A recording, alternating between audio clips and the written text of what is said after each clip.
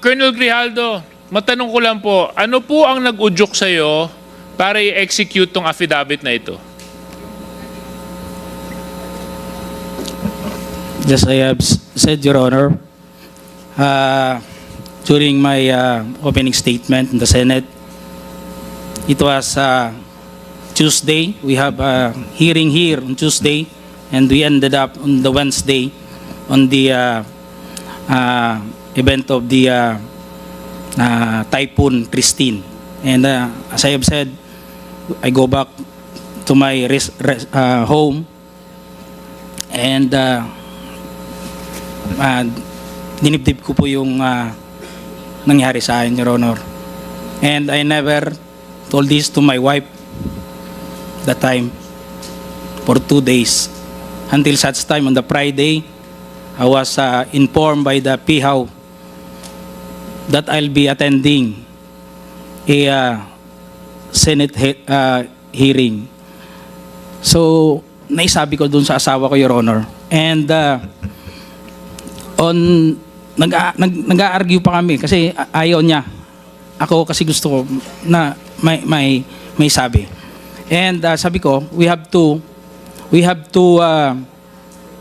go on a Sunday Mass, and we need wisdom for this para mabigyan din tayo ng lakas ng loob para ma-resolve natin sa tayo kasi tayo nag-aaway. Nagkakaproblema.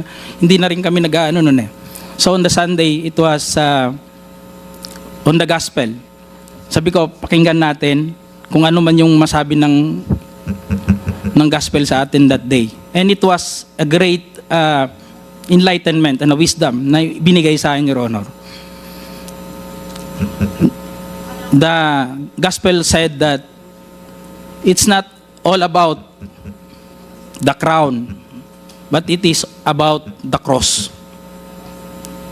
It is not about the honor, but it's about the sacrifice. It's not being the first, but being the last. It's not being the great, but being the servant. Sabi ko sa asawa ko, bakit naibigay sa atin to? We have to, and to sum up that, Your Honor, ang sinabi nung pare, sabi niya, it's not about the experience. Because yung experience kasi natin sa buhay, it may be good or bad. But it's all about the lesson learned that time, Your Honor.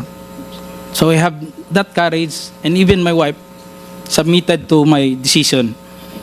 And on the next day, pumunta na po ako yun. Nandun po yun, nag-narrate, ginawa ko po yun, sinulat ko po yun.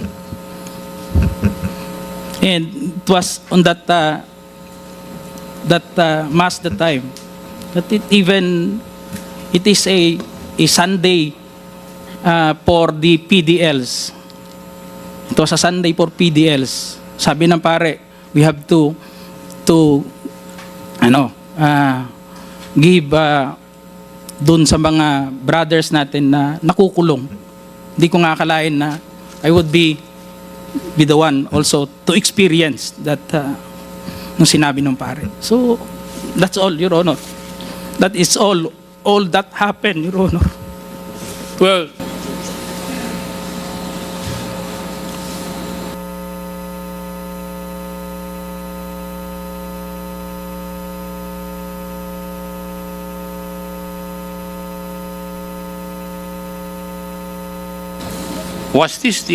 is this the affidavit that you submitted to Senate, Colonel Grijaldo? Yes, Your Honor. Yes. And in your answer to the Honorable D.S. Suarez a while ago, you stated under oath that you stand by the truthfulness of your statements here in this affidavit. Tama po? Yes, Your Honor. Yes. And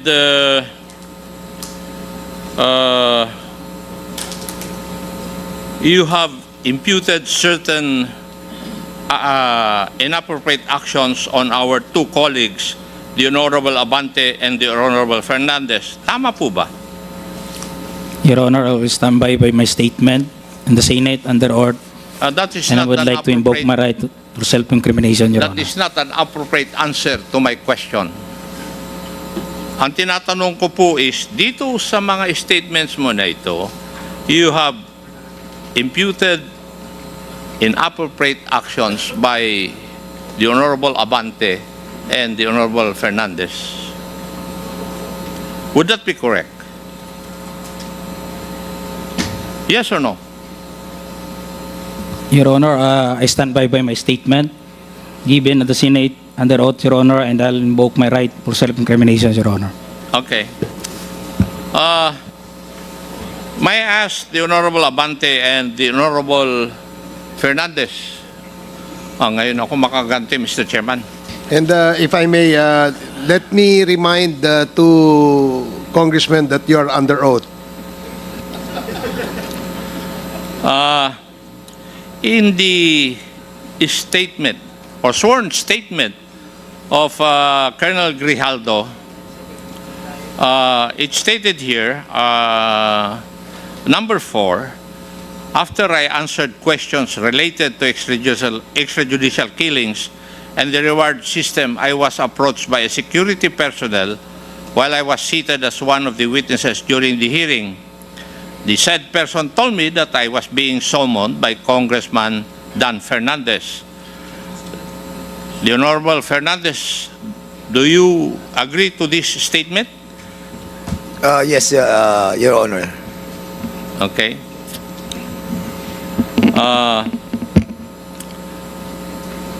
When I entered the room, I saw the two lawyers of Police Colonel Garma standing inside the room. Two lawyers of Colonel Garma standing inside the room. One of the lawyers approached me, then asked me what we were going to talk about. I said that I do not know. May I ask the Honorable Abante and Fernandez if there were really the presence of the two lawyers of Colonel Garma were present? Yes, Chairman Acop, yes. The Honorable Abante, do you agree with Honorable Fernandez? He's talking to somebody, Mr. Chairman. Maybe you can cite him in contempt. Chairman Abante, you're being asked. Chairman Abante, you're being asked by Chairman Acop to confirm the statement. Do you agree with the statement of Colonel Grijaldo that there were two lawyers of Attorney Garma present when you talked with Colonel Grijaldo in a room? Yes, yes, Your Honor. There were two lawyers present. Thank you, Your Honor. And according to the affidavit of Colonel Grijaldo, the Honorable Fernandez asked Colonel Grijaldo to sit beside him, and you entered the room and sat on the far end chair on the right. And one of the lawyers of Colonel Garma stood near the back of Colonel Grijaldo. Would that be correct? Ako yung unang dumating, Mr. Chairman. If I remember it right, nung dumating po ako, nakaupo na po siya. Okay. So, nakaupo na siya. Yes, Your Honor. Okay. The Honorable Abante? Yes, it was a small room, no? Doon lang sa corner na yan. And so, malapit din kami sa isa. We're just near to each other. In fact, Mr. Chair, I'd like to say na when I talked to him before he came in the room, was that because it was Colonel Garma that said that Colonel Grijaldo knows a lot. He knows a lot about this thing. So, sabi ko, sige, total, normal naman yung vetting na ginagawa natin, kinakausap natin. So, we talked to him and sinabi ko kay Colonel Garma, can he corroborate your statement? Ang sabi ni Colonel Garma, yes eh. So, kinausap namin. Your Honors, pasensya na po kayo kasi hindi naman sumasagot kasi sa mga tanong ko sa si Colonel Grijaldo. And in Kaya kayo po ang tatanungin ko na muna. Mr. Chair, if I be allowed. The resource person is not allowed to ask questions. No, I'm not asking question, Mr. Chairman. I will be answering in relation to the answer of So you Congressman. are replying to the question Yes. raised by... Yes, Mr. Chairman. Please proceed. Well, ang totoo po kasi noon, yung pong dalawang lawyer ni Colonel Garma, sila po talaga yung nag-approach sa amin. Ang sinabi po nung dalawang lawyer, if I remember it right, yung pangalan po nung lawyer, si Attorney Victor, nakalimutan ko po yung ipilido. Attorney Kilang and Attorney Kumigad. Yes, opo. Ang sabi nila, kasi kung matatandaan niyo po, yung ating supplemental affidavit na ginawa po ni Colonel Garma was given to us on the day itself. And then, nung binabasa po natin, sabi natin, sino magko-corroborate nito? Sino magbe-betting ito? Lumapit po yung dalawang lawyer. At ang sabi, kung pwedeng kausapin si Colonel Grijaldo. Dahil si Colonel Garma ay very close daw kay Colonel Grijaldo. At siya makakapag-bet sa mga nakalagay doon sa supplemental affidavit. So, ang sabi ko naman kay Attorney Victor, tama-tama, andyan si Grijaldo andyan sa likod. Bakit hindi natin siya imbitahan doon sa room doon sa may kainan para nang sa ganon ay makausap natin kung patotohanan niya yung sinabi ni Colonel Garma na magkaibigan sila at ibebet niya yung mga nakasulat doon. So, basically, hindi naman po siya ganun kalaking issue. As a matter of fact, Mr. Chairman, hindi nga tayo ang nag-initiate eh. Sila pa yung nag-initiate sa atin na kausapin si Colonel Grijaldo, which I did together with nagkataon po kami ni Chairman Abante during that time. Magkalapit kami doon. Sabi ko, pare sumama ka na sa akin. Kaya sa sumunod. Kaya nagulat na lamang po kami that biglang nagkaroon po ng ganong istorya. But nevertheless, Mr. Chairman, yun po yung nangyari doon. At nung pumasok po ako sa loob, nauna po ako kay Chairman Abante ng konti lang. And then, sinabi ko sa kanya, Colonel Grijaldo, ito yung mga nakasulat dito sa affidavit. Sabi ko dito sa paragraph, hindi ko matandaan, 17 ata o something na gano'n. Ito ba, mapapatotohanan mo na sinabi ni Colonel Garma? Ang sabi niya, wala po akong alam dyan. Yung ibang ibang mga sinabi ni Colonel Garma. Kasi sabi niya, kaibigan kanya eh. So, basically, doon po umikot yung aming usapan. Siguro maabot po yun ng mga less than 10 or 15 minutes. And then, nung sinabi niya talaga wala siyang alam, edi lumabas na po kami. And the CCTV can prove na talagang hindi po kami nagtagal sa loob. At the same time po, pag tinignan niyo po yung kwarto dyan, kahit puntahan po natin lahat, napakaliit po ng kwarto. At sa labas po ng kwarto, marami pong mga tao nandun. So kung nagkaroon po ng coercion, nagkaroon po ng harassment, nagkaroon po ng forceful force galing po sa amin, I think malalaman po ng mga taong nandyan. And even the CCTV, nung lumabas po siya dyan ng pintuan niyan, makikita po natin na yung itsura niya, hindi naman po siya mukhang na-coerce eh. Mukhang masaya pa nga po siya. Kaya, I think, Mr. Chairman, yung pong accusation sa atin na malayan yung ating pong committee and the two chairman, masyado pong unfair. But of course, binibigyan pa rin po natin siya ng pagkakataon na liwanagin po yung mga pangyayari. Kaya, andito po tayo at binibigyan po natin ng patas na pagdinig. Marami pong salamat sa pagkakataon. Mr. Chair, pwede maidagdag to? With, yes, Congressman Abante, with the indulgence of Congressman Ako, please. Yeah. At the back of my mind, masaya pa nga ako sapagkat nabanggit sa akin ni Colonel Garma na ito talagang closure rito, classmate niya, at talagang kakampihan siya nito. Nagulat na lang kami na gano'n ang sagot niya. So, Nung bang sinabi ni Colonel Garma yun, magkasama na kayo ni Congressman Dan? Hindi ko nakausap si Colonel Garma. Ako ang kumusta sa kanya, hindi niya nakausap. Ako mismo kumusta sa kanya. At sino ang nakarinig na sinabi ni Colonel Garma sa inyo yan, na Congressman? Palagay ko walang nakarinig sapagkat in confidence sinabi niya sa akin Okay. When I asked her, who can corroborate your statements? Binanggit niya yung pangalan ni Colonel Grijaldo. Natuwa naman ako sapagkat very close daw sila, classmate niya, at talagang kakampihan siya nito. All of a sudden, kalaban pala niya. Thank you, Congressman Abante. Mr. Chairman, para i-corroborate lang po yan. If you remember it right, no, nung na-interview po tayo sa, I think, Bilyonaryo News Channel, nabanggit po natin doon na nakasama po natin siya sa isang pagpupulong doon po sa BGC sa Ascot Hotel, na kung saan nakiusap po sila Colonel Garma during that time. And during that time, we were shocked, ikaw, saka ako, Mr. Chair, na nakita natin si Colonel Grijaldo doon.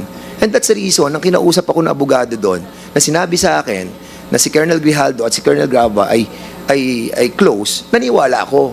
Because na-meet na po natin siya during that time. And remember, na kayo pa po nagbayad ng dinner. That was 9,000 plus po. Kaya sinasabi ko po to, Mr. Chairman, because we wanted to ferret out the truth. And by doing that, we are initiating some form of talks with those who wanted to speak in this committee. Dahil nga, nagbe-betting po tayo eh. At yun po yung ating ginagawa sa kongresong ito. Kaya, nakakalungkot lang na ang isang opisyal na naging isang batalyong commander ng isang rehiyon ay ganito po yung kanyang treatment sa committee ito. But I cannot blame this person. If there is a big person behind him, then totally we cannot blame him. But prudence dictates na dapat po ay sarili niya, manindigan siya sa sarili niya at hindi siya matako sa kaninuman tao. Maraming salamat po. Thank you, Congressman Fernandez. Please proceed, continue, Congressman Acop. Thank you, Mr. Chair. Also in this sworn statement, Kong Dan Fernandez put the paper he was holding on the table and told me, ito ang sasabihin mo sa statement na ito.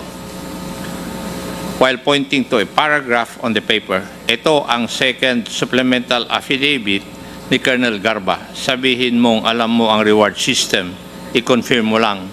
Would this be true, Honorable Fernandez? Po ganyan ang pagkakasabi ko. A while ago, I was testifying in this honorable committee that itinuro ko po, yan, Colonel Grijaldo, ito. Yan, mapapatotohanan mo ba na totoo itong sinabi ni Colonel Garma? Sabi niya, hindi ho, wala ho. Right away, actually parang hindi pa nga niya nababasa, parang umihindi na po siya. So, inilipat ko sa kabila. Sabi ko, itong mga ibang nandito, yan, hindi po yan kasi andun po ako sa Davao noong 2000, wala pa ho ako dyan during that time. So, yun lang po yung mga sitwasyon na nasabi ko sa kanya about dun sa supplemental affidavit. Actually, Mr. Chairman, sa una pa lang nararamdaman ko na hindi niya po i-confirm yung mga sinabi ni Colonel Garma. Actually, hindi ko na pinursu. Basically po, yung usapan, parang naging light na lang po yung moment ng usapan. At magmamanifest po yun, yung light moment na usapan namin. Because nung lumabas po siya, masaya siya. And we can even show yung CCTV na hawak po natin ngayon, na makikita natin that wala po sa facial expression niya na he was harassed. Comsec? Sir. Yung sinasabi ni Honorable Fernandez na video clip, we have a copy. Comsec floor. Do you have a Comsec. video? PM, Oh, yan. Colonel Grijaldo enters the holding room. At 7:17:59 p.m., Attorney Emericio Quilang enters. At 7:18:11 p.m., Attorney Rotsiv Comigat enters. At 7:19 p.m., Congressman Dan Fernandez enters. At 7:20:35 p.m., Congressman Benny Abante enters. At 7:35:35 p.m., Congressman Dan Fernandez and Benny Abante leave the holding room. At 7:36:14 p.m., Colonel Grijaldo exits with Attorney Quilang and Attorney Comigat. At 7:36:25 p.m., Colonel Grijaldo, all smiles, is seen conversing with Jimmy Fortaleza. I wished it. Sinungaling yan.